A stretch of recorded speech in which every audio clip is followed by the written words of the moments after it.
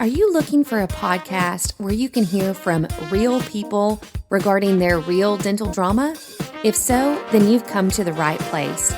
Join hosts Bethany Petty and Dr. Rena Kuba as we dive into the solutions we've created and the mistakes we've made while managing dental drama. Let's get started. Good morning, ma'am. Good morning. We are back in a traditional closet, like a literal closet. We haven't done this. How long has it been since we've been sitting in your closet? Or yours. Or mine. Or yours, yeah. Well, I guess yours is out because of the new house and the new studio-ish, if you will. No reason to be in the closet. Yeah, at your house. Yeah. But since you live out in the boonies, in the wilderness, I'm reluctant to come out there. In your favorite place, the place that just beckons you to come. Yeah, I'm like, we got to watch the time. It's getting dark. I got to get out of here. So. Y'all don't understand. She lives out in the wilderness. Anyway, here we are in my closet today. And thank you, Dr. Jones, for indulging on my questions last week. Yes. And I'm just like, dude, he is such a positive man. How do the rest of us that just can't can't get there? What's plan B? Finding joy. In other things. That was your takeaway, right? Oh no, he works because he doesn't have plan B. Build a plan B. Build hobbies. Honestly, but that resonated with me. I was like, that's the same issue I have and trying to really, like, jokes aside, trying to be very much like, you're right. Like, it's the privilege of working. Yeah. I get to go to work. Yeah. Like my kid said, like, yes. I get to earn money. Yes. So anyway, thank you to him. And today, though, I want to turn the spotlight back to me. Things I'm dealing with, if you don't mind. I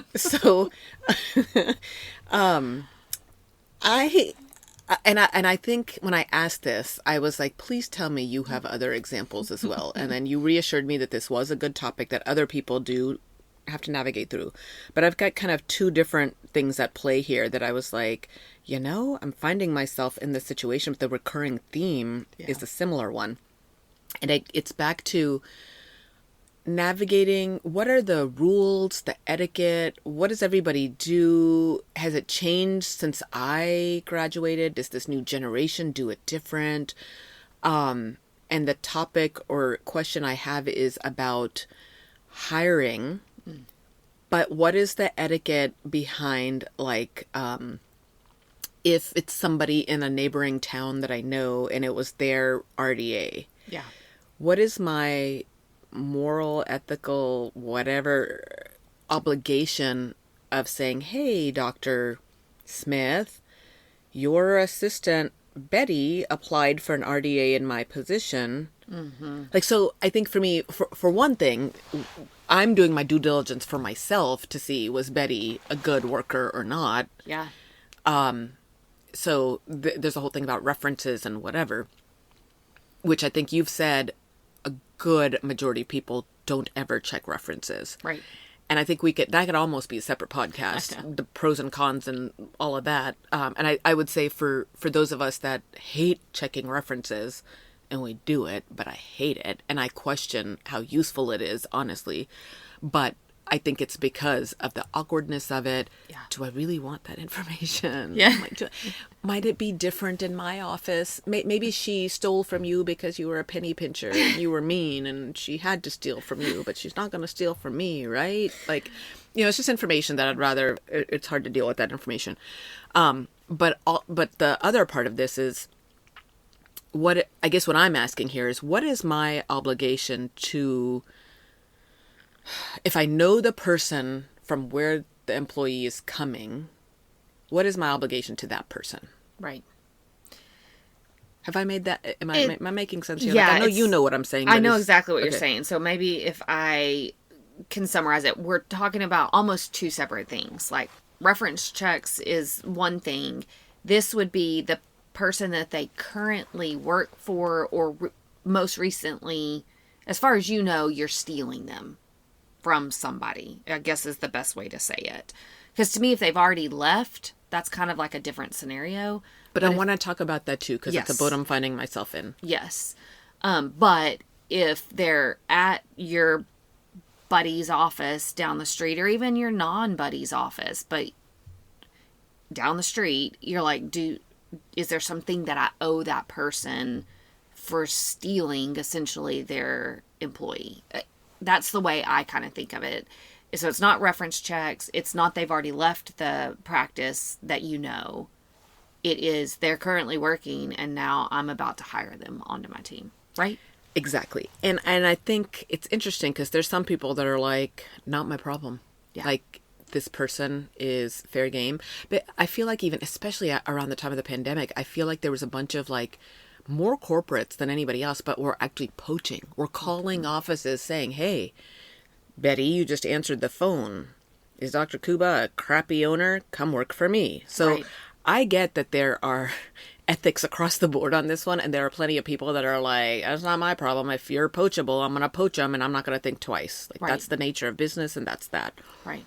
For those of us that don't feel that way and are like, there's karma in the world, and what goes around comes around. Yep. What I guess my thought is, when I first started my, in the dental world of private practice, I feel like, and maybe it was, I worked for a gentleman who worked in a small town, and he was just, so he was full of ethics and grace and all of that. And so I kind of learned him as my mentor, and kind of how do you, it's not just as simple as, oh, well, they applied, I hired them. And, he was like, there's more to it. In terms of goodwill in the community, goodwill in the profession, goodwill to each other, and more or less, he didn't believe in karma, but that's where he's very much like, good, solid, strong Christian man, do unto others, that kind of thing. And so I think in my mind, that's what I've always had in my mind going, okay, well, I'm sitting here, I've put a post out for an RDA, Jane applies, well, Jane works for Dr. Smith down the next town over, and I run into Dr. Smith at our pediatric meetings. Does Dr. Smith even know that Jane is looking? Right. Do I need to give Dr. Smith the heads up that Jane is looking? Like, what am I, and don't I want to ask Dr. Smith, like, even for my own selfish self, don't want to ask Dr. Smith, like, why is Jane leaving your office? Is she a good employee or not? Yeah. Like, so cringeworthy topic and way of approaching things. So I guess to me, but I don't know what the current standard is, like post-pandemic and now this newer generation, and people are hiring and firing and accepting jobs and not accepting jobs all over text. Like, so it's just different now. It is. So I kind of wanted to pick your brain on what is the current standard? Is there one? What are your thoughts on all of this? Yeah. So to me, it's almost two schools of thought on this. So I want to talk through each school of thought because I think both are relevant here. So I tend to think of it both from the employee's standpoint and from my clients, the practice owner's standpoint. So when I look at it from the practice owner's standpoint, I want all the information I can get. So I'm a big fan of reference checks, even if it's just real neutralized information that we get. If we're good at those reference checks, we can read between the lines, we can hear tone changes, we can ask what are they not saying, and get enough information from that to help fill in any gaps that we had from the interview process. So I love when a practice owner knows somebody that the person works for and they're like, oh, that's my buddy. I'm going to reach out to him or her and ask about this employee. And in a way, it's doing them the professional courtesy of letting them know that there's going to be a completely other side of the coin here. So I'm talking one side of the coin, and then you're going to hear me say something completely different on the other side of the coin. It's a very mixed bag on this. So as a consultant, I love for my clients to have the opportunity to contact the person that they're currently working for. Now, my favorite is when they've already left, because then it's like, great, free game. I can contact that person, say, hey, this person that used to work for you has applied. What can you tell me about him or her? Right? And then it's just a good neutral buddy-to-buddy conversation. You're not stealing anybody from your buddy or from your colleague down the street. It's just they've already left. Now they're applying. That's the cleanest version. Although that's where I'm going to argue with you a little bit there. And maybe this is just me with my personality, my people pleasy, whatever. But I almost feel like there's a lot of emotion behind a lot of those, because either they were very happy that that person left their office. Yeah. And now they're like, oh my God, don't hire this person. This person was awful. They stole from me. They did whatever. Or they're bitter that that person left their office. Like, somebody leaving the office is usually not, there's usually baggage behind that. Yes. And so I think then, like, I had a colleague, this was a couple of years ago, and this person had already had put in her notice. Like, her last day was end of May. And I asked somebody else, like, is this, if you know anybody we're looking to hire? She gave me this lady's phone number. I contacted the lady. She's like, yes, I put in my notice. The doc knows, all of that. Turns out I knew her boss. We weren't friends per se, but we're colleagues, and we know each other. And so I called her, and she's like, I can't believe I'm just like, oh, I thought she'd put in her notice. I mean, she has, but she said she would continue to help me. And I'm like, oh, I don't care. She can continue to help you. Like, that's fine. I didn't know any of that. Like, we've had one conversation. Yeah. Well, I can't believe and so I kind of was like, I don't get it. Like, if you knew she's leaving, but then you were hoping she'd stay, but then and now are you thinking of me like I've kind of stolen your backup plan? Right. And or are you thinking I'm an idiot for hiring this person who's clearly talking out of both notes? So you want to take her luck to you. Yeah. And so there's just emotion behind it. Yeah. So which sometimes you have to sift through. So sometimes that perspective, even if they're kind of pissy about the person leaving, or they're like this conversation like you're talking about, it gives you perspective on what that employee might have been in.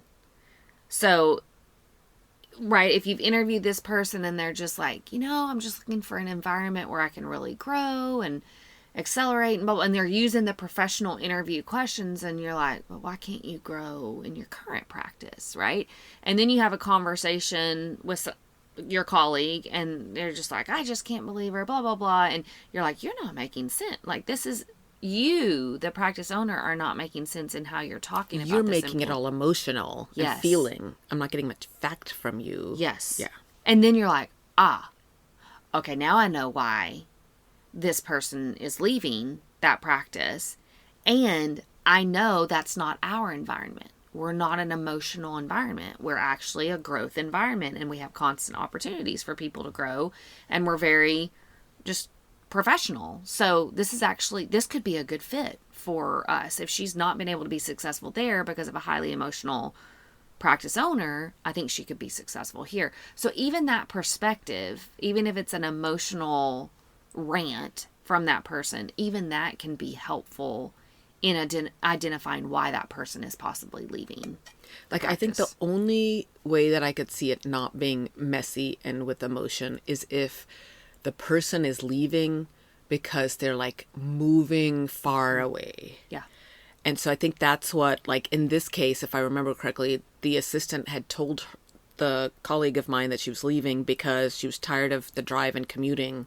Yeah. And so I guess that's, and to this colleague, I wasn't far enough away for it to make sense. For it to make sense to her. Like, she's just like, oh, she's full of garbage. She told me she was leaving because she was tired of the commute. But I'm like, yeah, but you have her driving to the hospital a lot of days, which that's a commute for this lady. And then you're having her drive out to your office. Right. And then you've got a second location that's even further out. So she's navigating between 3 different places, even though I'm still like a 35-minute drive for her. Yeah. It's just one location, and it's, but exactly. It gave me insight into going, okay, I think that's why because I don't want to not, be like, oh, I'm different. It's going to be better with me. No, if she's leaving your office and she's saying it's because of the commute, and it's like her commute is 38 minutes to your office and 35 to mine. Okay, now I'm going, okay, you are full of something. Yeah. But in this case, I was like, no, she's got a point. She is going all over the Metroplex. Yeah. Some days over an hour, some days 45 minutes, some days 35 minutes. And every day is different for her. And I could see how that would wear her out. Yep. And that tells me maybe if she had said that, you had the opportunity to say, don't go out to the second location, only come to this one. Can I retain you as an employee? Yeah. That tells me you didn't give her that option. Yeah. Even what you're saying right now, you're not saying, hey, no, I tried to only pull her in this one. You didn't say that. So that tells me you want your cake and eat it too. And this lady's finally had it. Yeah. And sure enough, yeah, she's been with us now for 3.5 years. Yeah. And a delightful employee. Yeah. But I've had a couple over the last 2 or 3 years that we've let go or they've left or whatever. And then a colleague will call me and say, hey, this person's applied. And I'm just like, Yeah. you know, it may be a totally different, what you're able to offer them and accommodate for them. Yeah. So I think, did the person steal from me? No. Did the person show up on time? No. That was one issue we had. So I will tell you, like, if that's a big deal for you, but if you've screened it, you know, but these people were excellent at this. Yeah. So do with it what you will. Because I don't want a colleague mad at me either. You didn't tell me that this is what I was going to be up against with this employee. I tried asking you. You didn't share that with me. Right. Yeah, you want to be, if you're being pursued for that information, you want to be honest without defaming. Yeah. Right? You're doing your best to pull the emotion out of it and look at it objectively and say, these were their strengths, these were their weaknesses. And the weaknesses ultimately were things that we just couldn't deal with. Those weaknesses may be just fine in your practice. I don't know what your environment is. And so to me, when you're on the pursuit side of that information, we have to kind of sift through the emotion of it and determine the right path forward. Either I'm continuing to move forward with this candidate, or based on the logical information that I received from that reference check, I'm not going to move forward with the candidate. So that's, to me, I love that information, and it's worth the pursuit of that information. It's messy when it's somebody in town. And I'm going to flip to the other side of the coin now. When I told you I think about it from the practice owner side and the employee side. When the employee is applying and their current boss does not know that they're looking, which is how most people start the search. They normally, unless it's for a move or something like that, they normally don't tell their boss, hey, by the way, just want to give you a friendly heads up that I'm starting to look for other jobs. Like, that just doesn't happen, because they know that there's a risk they could be without a job if they do that. The owner could say, forget you, today's your last day, good luck to you.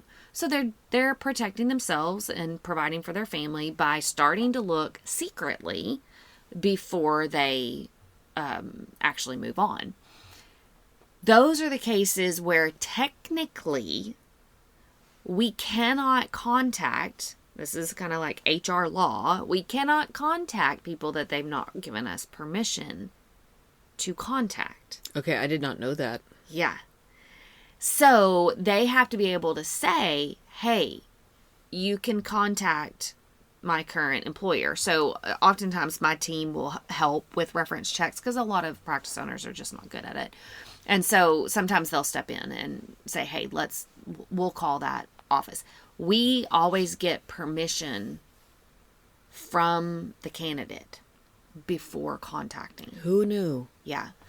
Because they stand to lose a lot. If we unintentionally contacted somebody that they didn't want us to contact, either because they're currently working there, we could cost them their job, and then that's on us.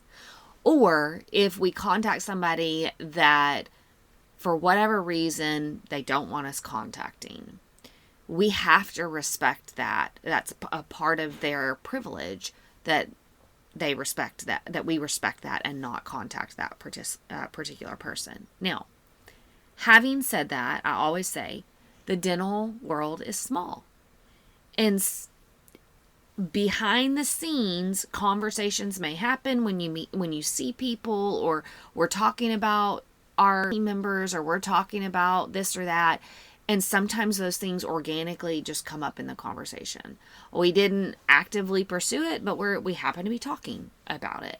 And so we can't protect all of that or prevent all of that from happening. But as far as us as the person, the hiring office, pursuing somebody that we don't have permission to pursue, technically we are not supposed to do that. That sucks. I mean, again, to me, I'm like, the dentist always gets the short end of the stick. Like, I know. Why are we allowed to not? I don't know. I don't know. That's. I don't like it. I don't know exactly why I don't like it, but I don't like it. Well, because to me, it's absolutely two different sides of the coin. It's flipping the coin. It's going, okay, and like I said, I have to think of it from both sides because I really value that information from a consulting standpoint for my clients. It's very beneficial information. But at the same time, we have to think about it from the employee standpoint. And if their boss was notified that they were looking for work and their boss didn't know that, it could cause severe damage to their employment, their opportunities. But what about my opportunity? I'm trying to find a good employee. How can I do that? Like, what are my rights in this? I know. That sucks. I think that's why it's bothering me. Like, I can't do my due diligence. Yeah. And I could end up with a lemon because you're allowed to protect yourself, but I'm not allowed to gather information. Yeah. I'm just stuck with what I'm stuck with. I know. Now, that's where we supplement. Can I pretend like I didn't know this? Like, could we take this segment of the podcast out? On second thought, erase this episode. It's done. I don't like this. Can we take the last 2 minutes of this podcast and pretend like you didn't say that? And again, this is where we've got our reference checks, okay, that are a part of our hiring process. We do reference checks. This is why people avoid them, by the way, because there is yellow tape. But let's just say, so you've got a candidate that you're interested in. You're going to do your due diligence and check the references that they gave you. So you always ask, hey. Well, I think that's the reason why a lot of us don't reference check because they gave us the references. Now, Yeah. who's going to be stupid enough to say these are the last 3 people that fired me? You know what I mean? They're going to find good references, and I'm going to get basic information, and I'm like, that's a waste of my time. Like, move on. But it's the act of asking for those references and seeing what they give you. That's true. If the last 3 employers were left off and they tell you so like when my lovely assistants will step in and support with this, they'll ask for references. And let's say they list employers from like 8 and 10 years ago. My assistants will go, hey, what about this one and this one? Oh yeah, please don't contact those. Do you know that we immediately eliminate them as a candidate? We don't care how well they interviewed in the process. That is a number 1 red flag. So just by asking for the professional references, we're illuminated to the fact that the last 3 places of employment did not end well. Bye-bye. You're gone. Not worth it. Yeah, I see that. That's clever. So it's just reading through the lines and trying to figure out, okay, what is this person telling us or not telling us about their references? Sometimes when we ask for references, they'll say, the candidate will say, oh, please contact this one and this one. And it might be like the last 2 before their current one. So, of course, my assistant will say, is your current one available, to be reference checked? They don't know that I'm looking right now. Blah, blah, blah. And we'll get additional information as to why they're not telling their boss that they're currently looking. So even just that is helpful information. So what if, and I know the answer to this, but I just want to talk about it because I want to hear what you have to say on it. Like, say, what if they said that and I'm like, wait a minute, that's my friend. What? I know. I mean, I want to go tell my friend that this person's applying, but you're saying legally I cannot. Correct. So it's almost like one of those things. I mean, not legal wise, but would you tell your friend that you saw her husband at the bar with somebody else? Like, right. What do I do? Do I tell you? Do I not tell you? Mm-hmm. And this is where, so we've got, it's murky waters. It's murky waters because we know what we need to do to uphold the regulations that are in place. But I will tell you that there are plenty of times that buddies get together and that information comes up just in conversation. Now, technically, we're not supposed to do that, but happens often, and it's not intentional. It's not like they're pursuing sharing that information, but it comes up. And again, I think that's part of the risk that employees run with leaving their job and starting to apply. The dental world is small. It does make word gets around that they're looking for a job. Well, and so the situation I found myself in here, where we're hiring on a new associate who applied for the position, whatever, and it turns out his employer didn't know he was leaving. And it does make me pause on him. Yeah. To go, wait a minute, your contract ends at the end of August, and you want to move to Dallas in September, which means you've given this lady no runway of knowing. Yeah. And you've been an associate in her practice for 2 years. Is that what you're going to do to me? Right.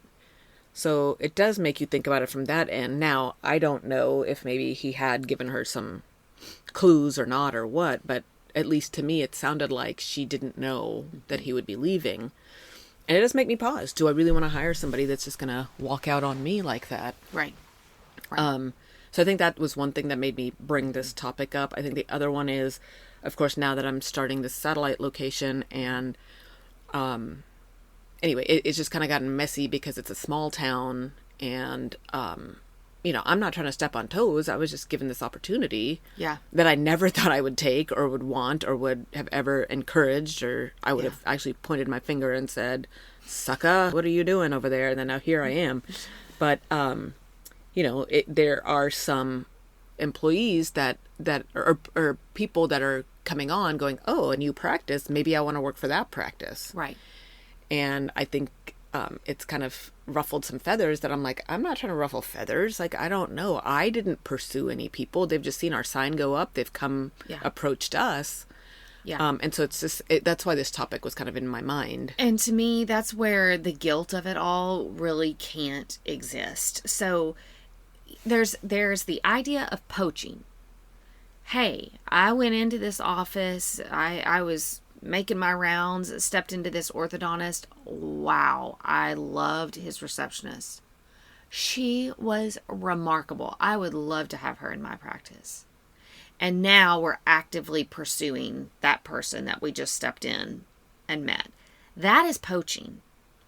That is very different than I put up a job post and that receptionist from the orthodontist office applies to my office. I interview her, think she's wonderful, blah, blah, blah. Those, to me, are two very different scenarios. It is not the person that's trying to hire. It is not his or her fault that the orthodontic receptionist is looking. They did nothing. But what if the orthodontist thinks that you did poach? Yeah, which absolutely can happen. But I think that should be, that should not be our default assumption. We live in an employee market that it is the norm to look for better opportunities. I long gone are the days, I miss them, of, man, I'm locking in and staying forever. This is my ride or die office and blah, blah, blah. That's more of an old school mindset, to be perfectly honest. In this younger generation, we're almost a little bit ADD and we're like, hey, yeah, got my fill there, ready to move on. Ready to move on. Ready to move on. Well, so grass is always greener, perpetually greener. Always greener. Yeah. That is never a more clear statement when you're raising goats, by the way. So just so you know, it's extra clear. So the assumption should not be that. So let's say that you've got an employee that's like, oh yeah, I'm going to go work for the office down the street. I would caution you, don't assume that person down the street pursued this person. Your person applied. For whatever reason, they thought the grass was going to be greener over at that office. They applied. It's a good candidate. You can't blame the person for looking at a good candidate and wanting to hire them. And if they have an offer that's better, you lost them. You lost your employee. So you need to reevaluate. Why couldn't I keep this employee? Was there anything that I could have done differently to keep this employee? Either from an environment, culture standpoint, pay standpoint. I lost them. for some reason. So rather than getting all pissy at your colleague down the street that was able to get this client, you should look at what do they have? What do they offer that's better that my employee was willing to go down the street and work for them? So now corporates will poach the heck out of people. They're still Is that still doing going on? That Yeah. is. Okay. Yeah. They're still actively pursuing people. So yes, corporate with very little ethics and morals, they will poach anybody and everybody that breathes. So that, sure, get mad at them. But the private practice, it is rare that somebody's like going around looking for somebody to steal. And we can't call it stealing if the person applied for the job. If we just put up an opportunity and somebody came a knocking, it's not our fault that they came a knocking. If it wasn't going to be our job post, it was going to be some other job post that they responded to. So that to me is not stealing an employee. Now, I get it if that employee, and I've had this lots of times, where a client of mine, the employee that is applying, like they know the doctor, like they go out to eat with this doctor, that it's their friend. And again, that is going to be a personal decision. Do you want that is that going to impact your friendship? Okay, then you may want to avoid it. You may. Because I feel like for my generation, that was kind of the unwritten rule. You work for the other doc, I'm not ever hiring you, ever. Yeah. And then COVID comes along, and this generation comes along, and it's like, you know what? Like, who can I hire then? Yeah. So I think things have changed in that regard, and yeah, it can get messy, and it can get all drama. Oh man, Dental drama. This is the meat of dental drama. Yeah, wife swap, assistant swap. I mean, like it just gets Doctor swap. Well, I learned something. I didn't know about all this HR stuff. Wish I didn't know it. But I mean, I wish I had a magic wand where you could just say, forget it. Just keep my head buried in the sand. That's why I like it down there. But I do think it's good for at least dental professionals to know. First of all, this is, to me, applicable to both the practice owner and the employee. Employee, you should know. Once that resume goes out, word travels. And that doesn't mean don't look. If you feel like you need to move on to grow and accelerate your career, please do so, but that comes with risk. It does come with risk. You just can't protect all talk from happening. And then for the practice owner, to me, as messy as it sounds to check references, you check the references, but you protect the employee in that reference check process by pursuing the references that they have provided. And then the chatter happens as it happens. All right. Well, thank you, ma'am. So, man, fun. Drama. Thanks for joining the conversation today. We hope that you are comforted in knowing that you are not alone, but we also hope that you're walking away with some really great tips and tricks to try in your practice. We value your feedback, so please take a few moments to rate and review the podcast. Finally, we want to make sure that we're covering the topics that matter to you. So track us down on Facebook, Instagram, and Twitter, and let us know what topics you want us to cover. As always, please know that we are rooting for you today as you manage your dental drama.